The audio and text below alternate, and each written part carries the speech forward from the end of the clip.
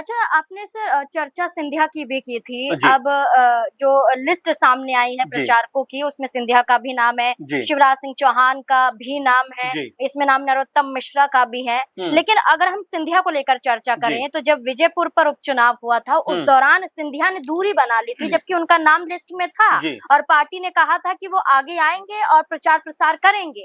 लेकिन देखा गया कि सिंधिया ने ये कहा कि उन्हें ऐसा कहा ही नहीं हुँ। गया, उन्हें बुलाया ही नहीं गया।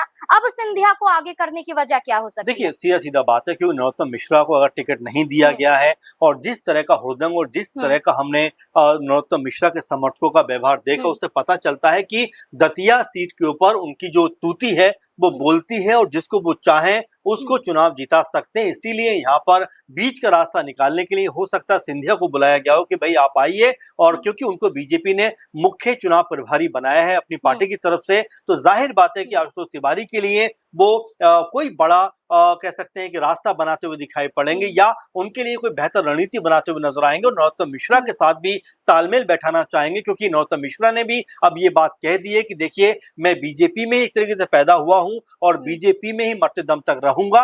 तो हुँ, तालमेल बनाने का प्रयास अगर कोई कर हुँ, सकता है तो सिंधिया उन नेताओं में से हैं, क्योंकि मध्य प्रदेश में ज्योतिरादित्य सिंधिया का रुतबा और कद जो है वो काफी ज्यादा बुलंद और बड़ा नजर आता है। क्योंकि दतिया को लेकर जो पूरा बवाल मचा, जो पूरा हो हल्ला हुआ, हुँ, उसमें बीजेपी के नेता भी घिरते हुए दिखाई पड़े। समर्थकों ने यहां तक कहा कि अगर नरोत्तम मिश्रा का टिकट कटा है तो हुँ, उसके लिए मुख्यमंत्री मोहन यादव जिम्मेदार है। 11-12 घंटे का जाम रोड पे लगा दिया, तमाम तरह से पूरे माहौल को अस्त व्यस्त कर दिया। तो ऐसे में अगर हुँ, कोई बीच का रास्ता निकाल सकता है, कोई आपस में बेहतर तालमेल करा सकता है, तो हो सकता है सिंधिया को इस लेवल पे चुना गया हो। और सिंधिया का भी जो कद है अब बीजेपी के अंदर मजबूत होता हुआ दिखाई पड़ता है, जिसकी हुँ, एक बानगी दतिया में भी दिखाई पड़ती है, जहां पर उनको मुख्य चुनाव जो अपनी पार्टी की तरफ से कहीं प्रभारी बनाकर भेजा गया है। और हुँ, हो सकता है सिंधिया यहाँ पर आशुतोष तिवारी के लिए कोई बेहतर हुँ, रणनीति बनाते हुए दिखाई पड़े और चुनाव में उनको यहाँ से जीत दिलाने का प्रयास करते हुए दिखाई दे, क्योंकि ज्योतिरादित्य सिंधिया की जो छवि है